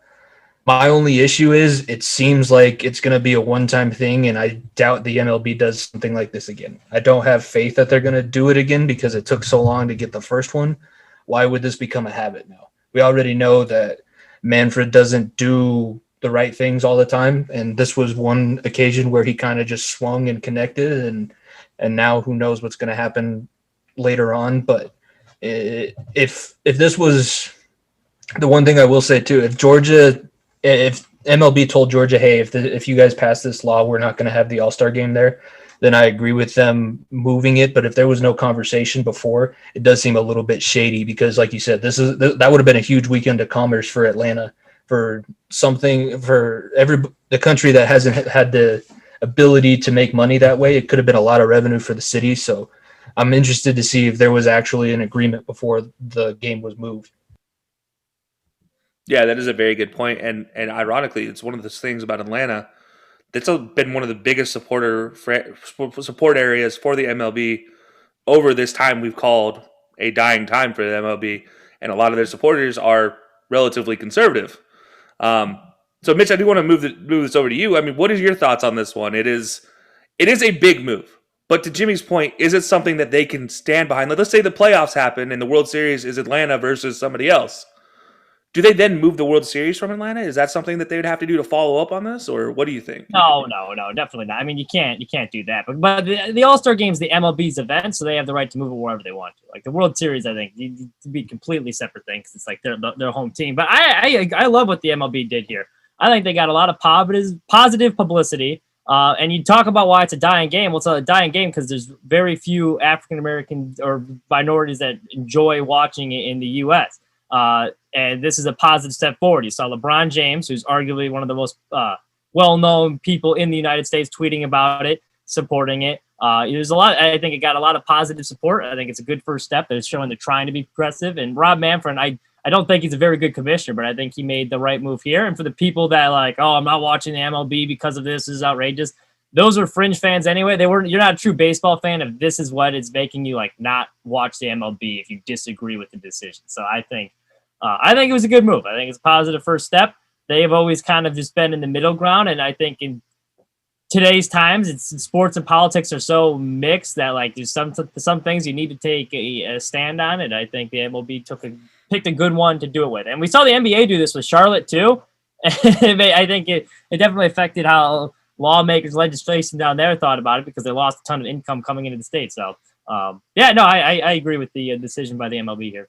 Yeah, as you mentioned, this is the second year we've seen an All-Star game be moved in a sport in America, with the All-Star game in Charlotte last year being moved as well. So that is a very interesting, 2 years ago, the All-Star game being moved as well. So that is a very interesting aspect of it as well. And as you mentioned, they have been very neutral. The MLB, they're kind of like the Switzerland of most of the major sports. They just, and that also plays into the part of their dying game. As you mentioned, their publicity doesn't get much out there because they stay so neutral on so many topics. It's usually a safe option, but sometimes when you have sports like NFL, ML, and NBA hitting a lot of these bigger civic issues out of the park, and you're sitting here just not really doing anything, it does look bad, especially when most of the player base in the MLB at this point in time, I think it's safe to say about 50% of the MLB is from other nations, like the Caribbean nations especially. So you do have a lot of multicultural aspects here that you haven't really ever touched on because you stayed neutral for so long. So it is a very interesting aspect. Now, Jim, this is when you are down south, so you are in the heartland of, well, I guess you're in Florida, so you kind of don't count as the South, but you at least have experience with a lot of these guys up in Atlanta. You've been to the ballpark before. What are your thoughts on this entire process? I think it's all show. And here's the reason why. Yes, it's good for the MLB what they did, and they're making a statement. The law's not going to be changed. It cannot be reversed. Why? Because they need a 90. When this law was signed by the state of Georgia, the legislator in Georgia. Remember, I live in state of Florida. I'm not in Georgia. They have to have a 95% approval within the legislature to overturn such law. That's not going to happen overnight. It's going to take 2 years, 3 years, 4 years, maybe 6 years for them to actually get people into office to change that law. So, yes, they made a statement. They disagree with it. They can't do nothing about it because the legislature won't. It has to be right now. They approved it. They voted in. I think it was like 86% voted it in. 86% voted it in. They needed 95% to overturn it. They need a lot of things to happen in the Georgia legislative for it to change. So when I heard this news, I'm like, okay, I understand MLB. I agree with the move, but you're in a losing battle. It's going to take years for it to be overturned in Georgia. And the only reason why it happened in Georgia, and then I'm seeing like real fans come out, it's like how this is all racist, how this is against how the MLB should move all the teams that have in states that have these similar rules to their voting system. If they do that, hopefully we like enjoying the Springfield Yankees and Manchester Red Sox, because it's going to kind of suck because New York has a similar rules, Massachusetts has a similar rules. But the only reason why I think Georgia's so big is because of how close the last election was and how chaotic last election was. Now, if this happened like 5 years ago, I guarantee it won't be as crazy. But I agree with the MLB. But if you look at, I'm right here. I know I've heard shit all the time. I just know that they passed a bill and they screwed the future because now they may need 2 to 3, maybe 4 election terms to get people in office to just override such law. And that's difficult right there. And I feel bad for the people of Georgia. I feel bad for the Braves fans because the All-Star games are cool. I went to the All-Star game in Fenway when I was a kid. Thing was lit. But yeah, it sucks for Georgia. It sucks for Hank Aaron because Braves, legend, icon. It sucks for all the events they were going to try and do in Georgia. Bring it in the what's the league that they We were talking about it during the color cast. My mind's blank. The Negro leagues, they're actually bringing back some of them to actually give them their due celebration in the shrine in the Hall of Fame. So they were doing a lot of things this week. So it's a big, huge blow for Georgia, and for the fans of Georgia, and for the people in Georgia. You know what you do? You go vote those MFers out of office, and you get this law passed so we can get things back to going. So right now, it's Georgia played a political game, and it's going to cost them thousands, millions of dollars, not thousands, millions of dollars, and I feel bad for the fans. Yeah, potentially billions. We talk about some of the All-Star games in the past has brought in revenue of the All-Star weekend of close to $1 billion in certain areas. San Francisco being one of them, it brought in over $1 billion of revenue to the area. And now, one thing I do want to ask you guys, because as you mentioned, this was going to be the Negro League celebration for them being brought back into the historical professional baseball statistics, and they're going to be celebrating Hank Aaron. So I have 3 cities in my mind. They all have very historic Negro League ties or Hank Aaron ties. You have Mobile, Alabama, who just recently lost their minor league team. They do have a professional quality stadium there, though. Memphis, Tennessee, home of the Memphis Zephyrs or Sounds or whatever they're considered now. Also home to the Memphis 905 soccer team, who plays in the same stadium as the Memphis, I think it's Redbirds actually is what they are now, that minor league AAA baseball team. Or Kansas City, who is home to one of the greatest ever Negro League baseball teams. If you were to choose one of these 3 cities, as they have mentioned, they have not assigned a new location for the All-Star Game or draft. But considering that's what the big celebration is this year, where do you send this All-Star Game after removing it from Atlanta? And Jim, we'll go right back to you for this one. If, of those 3 cities, or another city, if you have another city in mind, which city do you pick for this to go back to? Actually, I say send it to Chicago, the White Sox area. I second that. Because Chicago has a rich history in baseball and both leagues. It was either Chicago or bring it to the majors, LA or New York. Go to the cities that have history for both Negro Leagues and Major League Baseball. But I think it's Chicago because I think the Black Sox are from Chicago. And I think that would be a great ties. Or if you want to put it to Kansas City would be great too. That's would be a good location. But I think you bring it to Chicago because you have 2 Major League teams there. And yeah, I think they had like 9 Negro teams there, so that's a lot. They do have a rich history. So is Chicago. Just to clarify, though, for the Black Sox, that was just a bunch of white guys that cheated in the 1900s from gambling. So I wouldn't tie them in. That's right. I don't know why I was thinking. I understood what you were getting. Yeah. But Mitch, we'll go ahead and head it to you. I mean, obviously, Jim does make a good point with Chicago. That is a fantastic choice potentially. Where do you think this should go? Do you think it should go to one of the 3 cities I mentioned, or do you think they go somewhere alternatively? That's a good question. I don't know where you would put it because you need half the thing with the All-Star game is like you're promoting it like all leading up to it, like before, like during the offseason, during the season, you kind of get some hype building around it. So whoever you throw it to, they're going to get a little bit shortchanged. I would think an alternative site would be kind of cool because I know they have the rotation of like teams that do it. So if they were to do it, it has some historic old stadium. That'd be kind of cool, especially with COVID. I'm sure they won't be letting in full capacity with fans.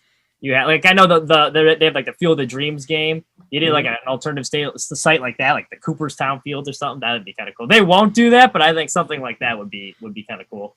Yeah, that would be absolutely incredible. I mean, you mentioned the Field of Dreams one. That's where the Yankees Astros will be playing. I do believe that's next season. They've rescheduled it for the 3rd time to happen, and that's next season. And that's actually right down the road for me, which would be absolutely fantastic. I'd be so on board with that. It's right outside of Chicago, too, so it's not too far. It's like 3 hours outside of Chicago, so not terribly far. But, Jimmy, taking the question over to you, where do you think they should move the game to? Honestly, I like the idea of it being in Kansas City because I know that they can have a successful All-Star game in Kansas City. It's been there fairly recently. One other thing, I was trying to think of it while we were talking about the initial of them moving it. This is not the first time that a state has lost the All-Star game for a major professional sport. Arizona back in 1991, their governor was very conservative and upheld some things, and the NFL actually pulled the Pro Bowl from being held in Arizona. So it's not like this is the first time it's happened, but I think if you're going to go with the Negro League celebration and you can't have it in Georgia where Hank Aaron spent a good majority of time playing, let's move it to a place where we know it can happen. Chicago would be, I mean, I know they could definitely do an all-star game in Chicago too. It's not like it's difficult. But they should probably look at keeping that heritage around, and Kansas City or Chicago, I'd be okay with both. But I did want to throw that out there. This isn't the first major all-star game that's been canceled or moved due to civic stuff going on. Kansas City would be good too because they have the Negro League Hall of Fame is down there as well. Yep. So that would be a solid choice if that was the team you wanted to go with. Yeah, and we talk about one of the greatest teams in history of the Negro Leagues in the Kansas City Monarchs being there. So yeah, that is an incredible one. There's also potentially Cleveland, the old Cleveland Buckeyes team, being a potential stop as well. Cleveland hasn't hosted a All-Star game in a while because, well, Jacobs Field, or now Progressive Field, is so old. But didn't they have it 2 years ago? They did because Was it 2 years? they had it a couple years ago. I believe 2018. I wanted to say they hosted. I know they recently finished some of the revamping of the Progressive Field, so that's probably when it was about 3 to 4 years ago. So. Yeah. Can we just agree that it should be moved out of the South? I know that might be a point of contention, but it would seem stupid if you move it from Georgia and then put it in Mobile, where I know that there's probably a lot of history with the Negro Leagues and everything like that. But home to Hank Aaron, that's why it comes up. Yeah, I get that, but there's just so much racial history around that region anyways. I think it would be beneficial. Unless that's the route that you want to take. If you want to commit to it being, moving it because of a racial voting issue, if you want to stick to your guns and say, yeah, well, we're going to keep it in the region, I understand it, but I think it'd be best to move it out of that little belt that we all know the history behind it. Yeah, as a guy who lived in the Bible Belt for as long as I did, especially the Alabama, Georgia area, I can say that it is a very contentious thing to mention. But you guys did mention some of the more historic Negro League stadiums or even old stadiums. There are a lot of them in the South. Montgomery has one that is still being played into this day that is still upkept. That is actually home to a couple independent league final championship tournaments as well. And then Birmingham as well has one. But the problem is when you talk about Negro League baseball, it goes hand in hand with being in the South. So... Right. Unfortunately, it is one of those things you have to stick with. And it does look like we will be losing Jim going forward in this one, says he has some Easter issues to get to. So, Jim, we appreciate you stopping into the show. We'll see you next week. But moving forward, guys, we did have a first issue with COVID this season. And again, it comes from the NL East because the NL East just seems to be the sprouting and home source of all COVID issues in the Major League Baseball over the last 2 years. Of course. As the Nats and Mets were postponed, and the Nats now have 9 total players confirmed to be positive, with another 7 to 8 being tested for close contact, and an unknown amount on top of that are potential close contact cases.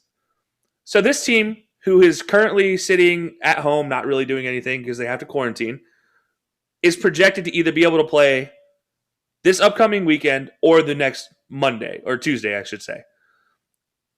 But they'll be playing with potentially spring training guys. This will be like a B squad, a split squad B team from spring training.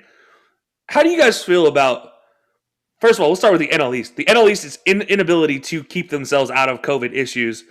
How is that playing into things? And then on top of that, the Nats, is this a death sentence for their season for already? And it's already been only a week? I mean, Mitch, we'll start with you on this one. It's too early to call it a death sentence because the season is 162 games long. So you can recover from a bad start or missing a couple games. But yeah, I could see where this would start to be a problem. Definitely you lose a bit of a rhythm. And it kind of screws over the other teams you play too. We saw this with the Cardinals last year, and everyone had to keep playing these double headers, and it kind of messes you up. So you're not only screwing over yourselves, you're kind of screwing over the rest of the league too. It's important to, and you don't want to blame them for getting COVID, but you got to make sure you're front. I know where you can see the light at the end of the tunnel, but these guys still got to stay diligent, especially when they're getting paid all this, to make sure you're taking those extra precautions and whatnot, not getting too loose with everything. I mean, you see a lot of times, I don't know how the MLB is cracking down, but the games I've watched, they don't really enforce the mask rule in the dugout. all that much. It's been very loose, and so stuff like this is bound to happen while COVID is still a thing in the United States. Yeah, no, definitely. I mean, these guys aren't even being at this point. Most of them have not been vaccinated either, so that is something to think about. And I think we talked about this last week as well when we talked about them being the worst performing against the COVID like restrictions out of all the teams last year, or out of all the leagues last year as well. So that's a big issue. Jimmy, what do you think about all this, man? If it were handled the way I want to handle it, it would be a death sentence because I think it's been proven that that division can't handle themselves with COVID protocols. So I would have them forfeit the games that they're the reason can't be played. If it's, I think it gets to a point where if you're the cause for so many cancellations, we're not going to put the onus on these other teams to have to play 14 doubleheaders to finish up some part of their season because you guys were dumbasses and couldn't figure out how to follow the protocols like the rest of the league. I know that everybody has issues, but it's been proven that you can make things happen even with the virus going on. So I put onus on the team, and I think the only way that you can see this not happen is by being very strict about it. And all the games that were missed, unless both teams had major issues, all the games that were missed should be losses on a team, especially like the Nationals, who just have so much going on, like so much COVID. Like it's almost like one of them knew they had it and then they all shared the same water bottle because they're like, oh, this would be funny if and obviously I'm making a joke about that. Don't clip that audio and make me say that this is funny. It's not funny. I'm kind of, not pissed off because it doesn't affect me, but come on. Like you guys get to play a game. You guys get paid a lot of money to play this game, and all you have to do is take some extra precautions. That's all we're asking. Yeah, it's frustrating as hell for bystanders to listen to and to watch all this happening. Because I think the only safe player on the Nationals roster is Juan Soto, who was COVID positive last season. So he's the only one out of this team that might be just like, well, you guys screwed up. And you see a guy like Juan Soto last year go down with it, and you're his teammate. Why would you sit there and then this year have that exact same type of situation happen?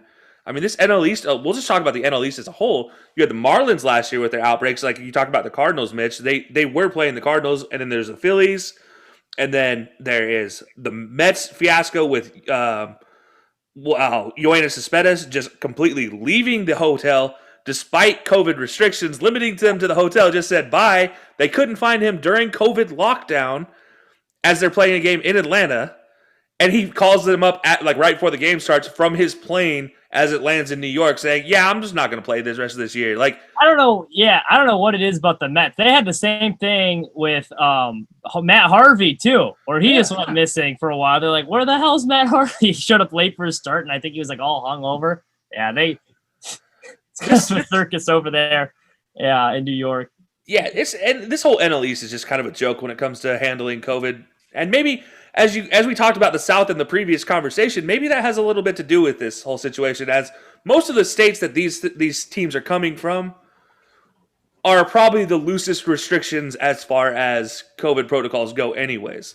We especially look at Florida and Georgia as being the top two, and they're just awful with their own handling of the COVID restrictions. So maybe the teams follow that. I don't know what's going on. But that's just, I mean, it's ridiculous at this point in time that if you're the Nationals and you're a fan of the Nationals, your team hasn't even been able to play a game and won't play a game until 3 weeks into the season because your team couldn't keep themselves quarantined and respect the game of baseball enough to keep themselves out of harm. Like, I know sometimes things happen, but for 9 people on the same team to be assigned an outbreak, I mean, they get trained in 5-player individual segments during the day. So that's two groups that have gone positive. You can assume maybe the 10th might have been Juan Soto from one of the groups, and that's why he's not one of the positive tests. But this is crazy to see all these outbreaks. And now the question is, if this happens down the road, what's going to happen next for baseball? If we have another outbreak on this level of the Nats, like what's the next step for Major League Baseball? Do they go back into shutdown or the bubble, or what's the next thought, do you think? And Mitch, we'll go with you. For the MLB or just these two teams in particular? We'll just go MLB. If there's another team that has a Nats level outbreak, or maybe more teams. Maybe let's say we get 5 teams total that have a Nats level outbreak this season. Well, I think just to keep the scheduling thing, you would have to have it should be you're playing your AAA team or split squad. You're gonna have to call a bunch of guys up for that. Although that might mess up the minor league schedule then too. I think you just said they might have to start taking forfeits. You can't field the team, the other team's getting a free win, and that'll make sure you're following everything and you're getting that'll make you take it a lot more seriously if it's starting to cost you victories and revenue with fans and TV money because you can't get that game in. So the teams are taking a lot more seriously all of a sudden if you're starting to have to forfeit game. Yeah, that is a very good point. And Jimmy, to your point, I mean, Mitch hit the nail on the head. He agrees with you with giving forfeits out and hitting them where it hurts, which is the wallet. Is that the best method for the Major League Baseball to take if this happens going forward? I think so. I think up until the playoffs where you have to have some sort of an actual physical winner on the field, I don't think you can forfeit any kind of playoff or World Series games for sure. But looking at the standings now, the Nationals and Mets are only a game back because the Phillies are 2-0 and then the Mets and Nationals are 0-0. So they don't get to play, yet they get to hold down second and third in the division just because they're dumbasses and got sick. We saw the NHL start off pretty strict and things have been calming down a little bit now for hockey. You got to figure out some way to kick these guys in the balls, kick the owner in the balls. Like, hey, follow the damn protocols. This is not new. Like last season, the protocols were all new. Nobody really understood what was going on. We've had a full year to understand what is okay and what is not okay. And if you're doing stuff that's not okay, it should reflect in the loss column. And I didn't even think about the revenue because that's pretty much why the owners don't care right now. They're going to get double headers. They're going to make it up. If you take away that spot, I think you start seeing a change very quickly. So I think that is the only way I think we see this kind of cleared up, especially in that division. Yeah, I definitely agree with you guys on that. The wallet seems to be the most influential place to hit these players and these teams. Because imagine players don't get paid for games they don't play in either. So, I mean, they lose game checks for games they don't play in if it's not injury or COVID related. So that's something to consider. If they make that part of it, like you tested positive, you don't get your game checks. Well, there they go. They're gonna take quarantine a whole lot more serious. But speaking of teams that have made a comeback in all of this situation, the Astros. I mean, what is going on out there for Houston in Oakland? Because right now they are outscoring the A's 25-7 through their 3 games with another game to be played tonight. Is this just the Astros being good again, or is this just a matter of the A's are maybe not what we cracked them up to be, considering I think we were all high on the A's coming into the season, potentially being a wild card team or winning that Western Division. So, I mean, what's going on out there? Jimmy, I want to start with you on this one because this is crazy to watch. Let's make sure that the Astros don't have trash cans in their dugout or any wires or anything like that. No, I mean, they suck. I hate the Astros, but they are a good team. They were still a good team last year. They were still successful. That's the thing. I don't blame the Astros for them still being successful because that's on the league. The league should have taken more of an action against what they did, and we probably would have seen them pay for it a little bit more. I'm not too down on that. I think that they'll bounce back. It's 3 games into the season, so it looks outrageous right now, especially with the plus 19 and minus 9 differentials that they have. But I think that everything will balance out. But I would put the success of the Astros more in the plate of Manfred not taking their violation seriously. And then, like I said, make sure that the A's take out anything that can be used to give away pitches in their stadium when they play the Astros. Yeah, I mean, that stadium by itself in that Coliseum is pretty barren to begin with, considering it's mostly just concrete and, more concrete. It seems to be all that's in that stadium. But yeah, to your point, hopefully they don't have any trash cans. But Mitch, we've lambasted the Astros many a times already on these short two episodes of the podcast. But what are your thoughts on this team so far? I know it's only been 3 games, but everything looks good for him. Especially you look at Yordan Ventura, and he's looking fantastic, looking like 29 Yordan. Yeah, I mean, I credit it to 2 things. One, when you're getting ripped by everyone in the media and all these other teams, and you see it even in this opening Oakland series, they're getting booed. He gets hit by the pitch, and everyone erupted. I think they were mocking him too with their intro song. It was some Taylor Swift song about cheating as they were like doing the starting lineups.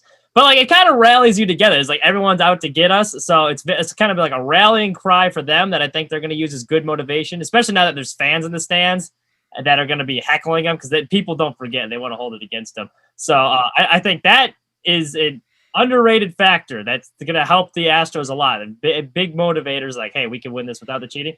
And two, they got talent. I mean, cheating aside, they have talent. It's the same thing kind of with steroids. Now, mind you, it's a huge advantage knowing what pitch is going to come. So I'm not taking that away from them. Like, obviously, it was bogus what they did. But it's still, you still got to have the hand-eye coordination, everything to hit the pitch. Just because you know what's coming doesn't mean you're going to hit it. The guys are good hitters. They're good baseball players. There's a reason they're in the major leagues. They're a talented team. So I think, this shows me more like, hey, the Astros are still here to stay. They're still a threat in the AL. I've been very impressed, more so than the A's just being not very good. But it's still very early. We'll see. But I think those two things I think the Astros are going to be a sneaky good team this year. Mitch, you guys have the best soundbite that gets played over the network. I don't know if it was you or your co-host, but the sex with a goat. Yes. People still freak out when they hear it on Colorcast when we're playing ads. Yeah, that was one of our finer segments. Oh, it's true. Like you can say, I mean, we don't need a reaction. But no, to your point of you actually make the same argument I make for why Barry Bonds was still a Hall of Fame potential player before steroids. He still had the hand-eye coordination. He still had the know-how. He still had all the talent to be a Hall of Fame player. Then he decided to get steroids involved, and well, we all see how that turned out. And then he learned how to hit home runs suddenly. Who knew that you could do that way? But then one thing I saw something out of this series that we talk about playing heads up and playing aggressive. The Astros, Jose Altuve took home on an infield fly from the edge of the grass. Like, literally took Starling Castro, who by all means does not have a bad arm. He's not the most heads-up defensive player. Or sorry, not Elvis Andrus, sorry. Is not the most heads-up defensive player to begin with, but he does have a hell of an arm. Catches the ball on the outfield grass, and Jose Altuve tags up at third and takes home. Like, this Astros team, they're rallying together, but they're also playing really aggressive, really intelligently as well, which is a very undersold part of their game, and something that the old Astros that won the World Series did a lot of, for sure. So that is something very interesting just to look at the way the Astros have come back after COVID, and it's just like, oh, hey, by the way, we're good, even though we lost, George Springer. Doesn't mean we forgive him, though. It's just like the goat thing. You still had sex with the goat. You're not living that down. You still were banging on trash cans. You still cheated. So I'm good. I actually think it's good for baseball though. Having the villain aspect, I think, is great. That there's a team that everyone's rooting against. And we're like, screw these guys. I think that's great for the game. You need a villain. Like basketball was Kevin Durant and LeBron for a while when they jumped teams. Now that we got the Astros, I think this can only help the game. Yeah, no doubt. And Jimmy, as a wrestling fan, you can attest that hills are some of the best parts of wrestling as well. So for sure. Yeah. It doesn't go unless you had a bad guy to beat. Yeah, see, there you go.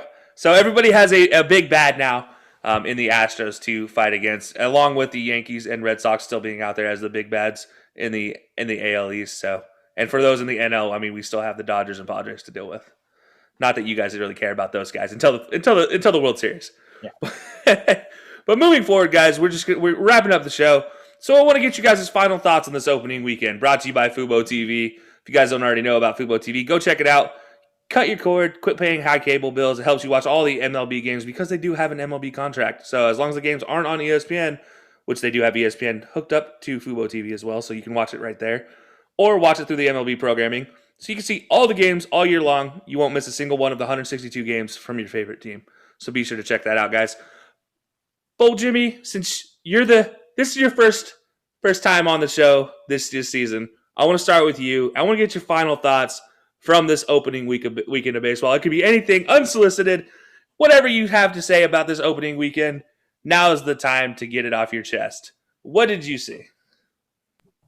First off, if you follow the podcast Twitter at FEOTB Pod, it was not me saying that the Rockies were 162-0 until proven otherwise. That was my co-host. He got a little excited for the upset win on opening day. I like I said, this weekend showed me about the two teams that I follow. The Rockies, they will have an ability to win. I don't know if they have the talent, but if they wanted to go full small ball, money ball, I don't care if he gets hits. I care if he gets on base kind of thing. that would be their biggest asset to be able to win a lot more games than what they will. Like I said, it probably goes from 60 to about 80 if that happens. The other thing, like I said, the Yankees, they got to get better at scoring without hitting home runs. And we said that we would talk about the bottom of the eighth, but we got runners on first and third, one out. Anything hit to the third base side, that third base runner should either be just staying there or, like we've said, put the ball in play, put pressure on the defense. Don't make it so easy that as soon as the ball is hit to the third baseman, even though he's going to the first base side, don't run on that. You can't run on MLB third baseman from third to home when the ground ball is hit to them. Whether it was weak or not, it was just a bad move. And that's something that you learn in your very first few years of baseball. As soon as you're running on the base paths, if it gets hit to the third baseman, you wait until they throw it all the way over to first, and then you can put pressure on them if you're fast enough. So small ball is making a comeback. That'll be my final thought. Small ball can help the Rockies win, and small ball is what the Yankees need to do if they're going to actually get anything out of this all-star lineup. I like it. All right. I love small ball. I'm a big small ball fan, even though I was never a big proponent of it in my days being the bigger guy that I am. Home runs were more of my game because, well, I hate running. I'll be completely honest. I was known as the blur on the base path, ironically, but I was actually 1,000 on all my stolen base attempts because I didn't steal unless it was obvious that I could make it. It's called being smart, Right. Smart base running. But Mitch, we're going to take it over to you because since Jim has left us on this episode. So, Mitch, what are your final thoughts from this opening weekend? What is your takeaway? I was very impressed with the Toronto Blue Jays. And we talked last week how this is a good team that could compete. And I thought they were a year away just because they have a lot of young guys. And the Big Bad Yankees are kind of like the favorites in the AL. But that opening day win, I think, is going to go a long way for their confidence. You go to New York. You beat a Yankees team starting Garrett Cole, who is the best pitcher in the AL at this point, to come out with a win on extra innings. That's a lot. That's very confidence building the rest of the year. Like, hey, this is a warning shot. We're here. We mean business for the rest of the division. They won today, so they took 2 or 3 from New York. So that's a team I wouldn't want to mess with, and that's a big confidence booster for them going forward. And then you remember Mercedes might be the GOAT. His bats are becoming can't miss. Sorry, I had to fill my White Sox propaganda quota, but. Yeah, good for Toronto. Is that was impressed with them, and then you watch Sherman and Mercedes at that. So you only get the chance to see him tonight. Hopefully, you're doing the Contract podcast, but should be a good game. Dylan Cease is going to start off his Cy Young campaign tonight. It should be a fun one. So yeah. So when we're recording, we are recording this on Sunday. So DJ and I for the High Low podcast are doing the Sunday night game of the White Sox versus Angels. So we will get to see your dark horse for the Cy Young, which is your first final thoughts from our first episode. Was Dylan Cease was going to be your hot pick for being a Cy Young, your dark horse. And so we'll get to see that tonight. And we'll also get to see Shohei Ohtani making his return to the mound. Very interesting. Exciting. He's one of the more – Shohei Ohtani might be the most valuable member of that team. Not the best player, obviously, Mike Trout. But as far as value goes, his ability to pitch, if they can get him to the spot they want pitching-wise, because he's impactful in that lineup where he gives Trout a lot of protection. There's been times during the series where it's like, shit, we want to pitch around Trout, but you have Ohtani ahead of him and then with Rendon behind him. So they can get him throwing because that's the one thing the Angels need is some pitching depth, and they get him to the level they think he can be. Watch out. That could be a sneaky good Angels team. Absolutely. I will 1,000% agree with that.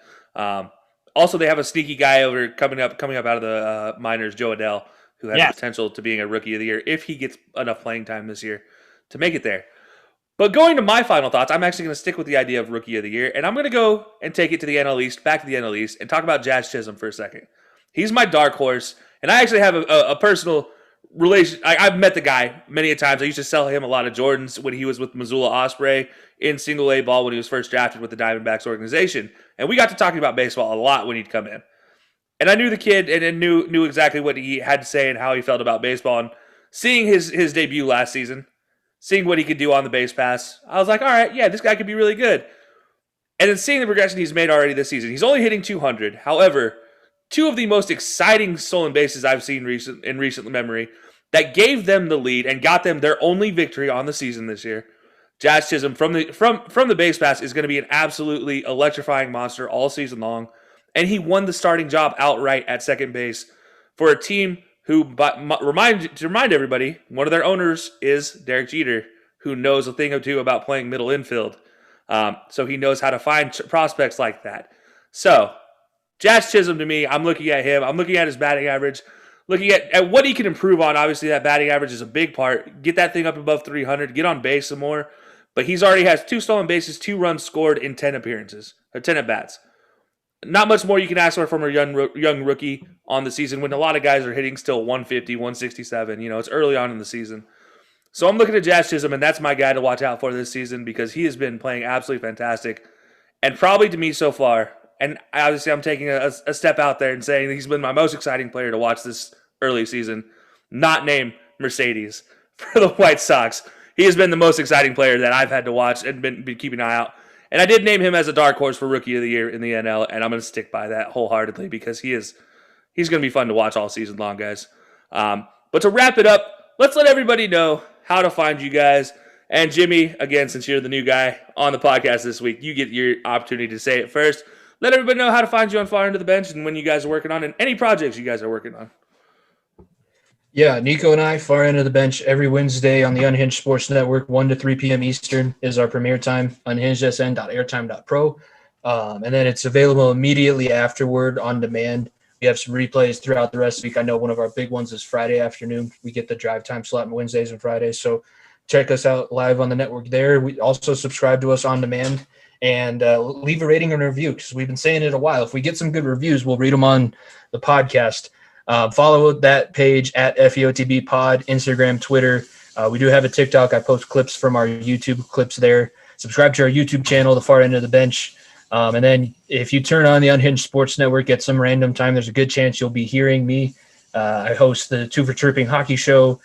When football starts back up, I host the Cover 6 show that Kelcey is a part of.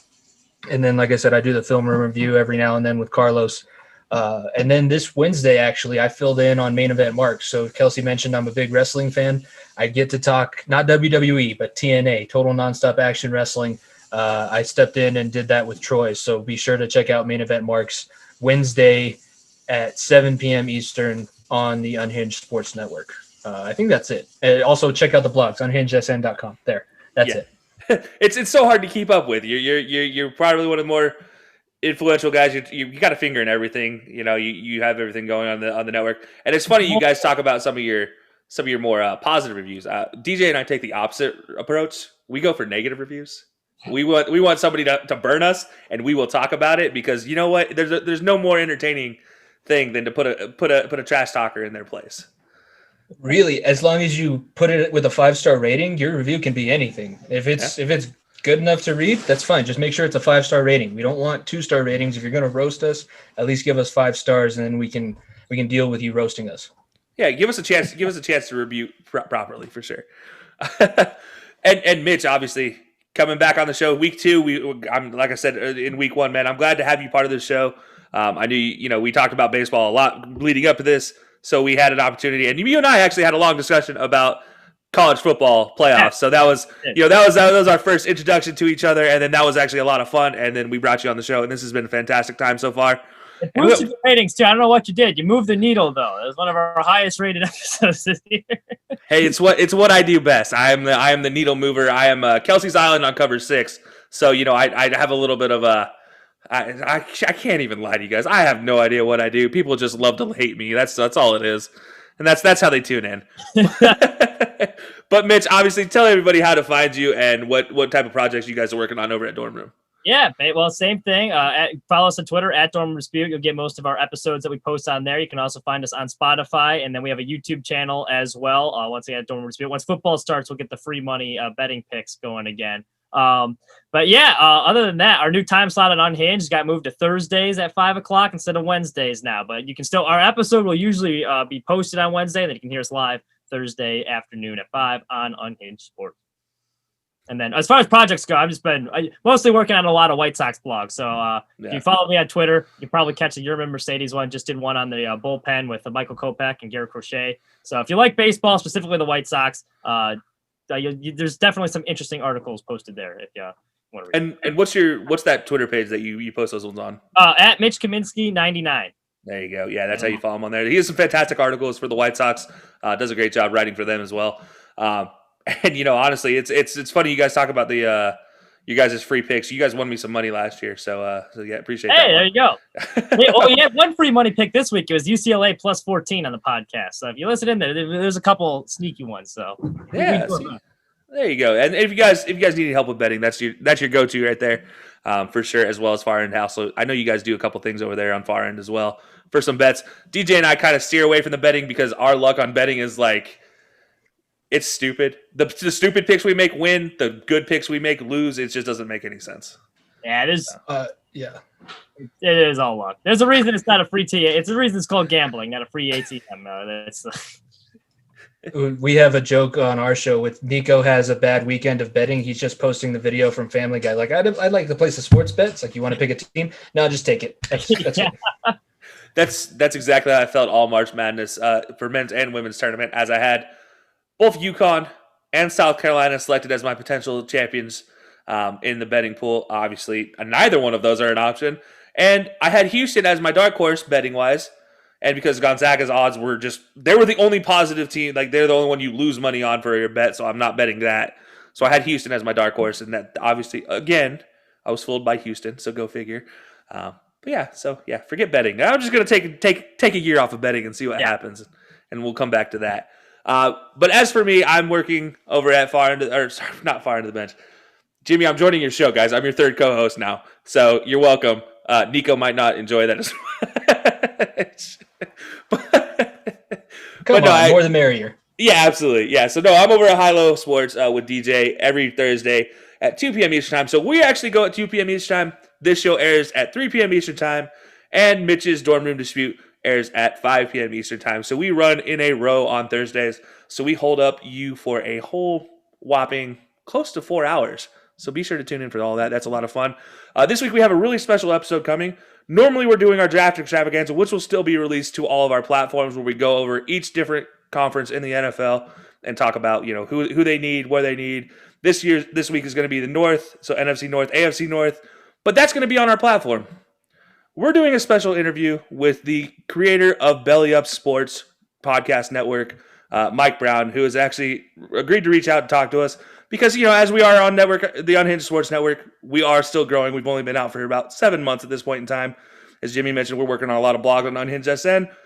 So we're going to bring him in. We're going to bring Mike Brown in because they've been doing this for close to 3.5 years, almost 4 years now. And so he has a lot of experience. We're going to talk to him about a lot of the ups and downs and just his sports knowledge in general. So that's going to be a fantastic episode coming up this week.